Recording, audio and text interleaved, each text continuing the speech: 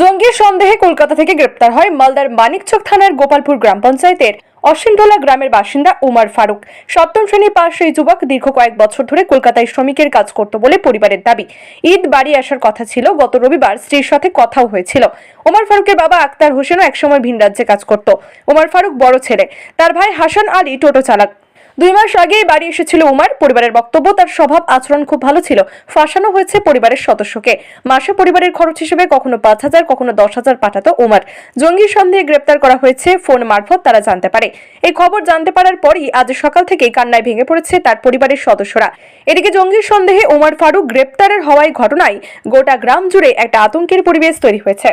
আমার ছেলেকে আতঙ্কবাদী সাজিয়ে দিয়েছে, আমার ছেলেকে আতঙ্কবাদী সাজিয়ে দিয়েছে।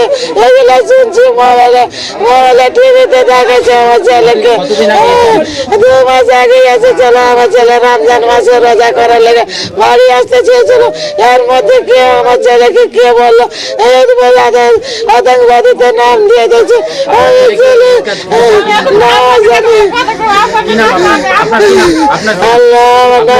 আমার মানুষ। আমরা তো ভাবতেই পারি না, কি মনে করব, কাকে সন্দেহ করবো? আমরা তো কোনোদিন গল্পই শুনিনি, তো কি গল্প করবো?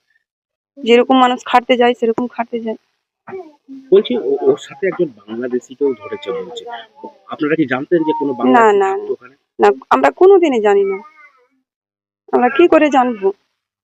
বলেননি ও, আমরা কি ভাববো? আমরা জানি যে খাটতে যায়, আর ও তো বলেনি। ও তো জানিছে, আমরা জানছি যে খেতে আসে, কোনো খাটতে খারাপ যাই। সঙ্গে পড়ে গেছিল মনে করছেন? না না, ভালো ছেলে খারাপের সঙ্গে কেন পড়বে? ভালোর সঙ্গে ভালোই থাকে। বাড়ি কতদিন আগে এসেছিল বাড়ি? মানে 2 মাস আগে থেকে গেছে, এর আগে আর আসেনি। বলেছিল আগে আমি রোজার মাসে বাড়িতে থাকবো। রোজার মাসে বাইরেই থাকতে বেশি ভালো। বাড়িতে, মানে যেরকম বিদেশ যাই, বাড়িতে এলো, ফের আবার থাকলো, বাড়িতে ফের গেল। বাড়িতে তো কোনো আর কাজ করি না। কোনো আচরণে কোনো পরিবর্তন দেখেছিলেন? না, আমরা কোনোদিন খারাপ দেখিনি। আপনাদের সঙ্গে কথা বলতো? হ্যাঁ, কথা বলতো। কি গল্প করতো? কাকি চলে গেলাম বাইরে, দেখবা তোমার বৌমা থাকলো, আমি আবার আসছি ফিরে, এগুলো বলতো। বাড়িতে অপরিচিত কেউ আসতো? না।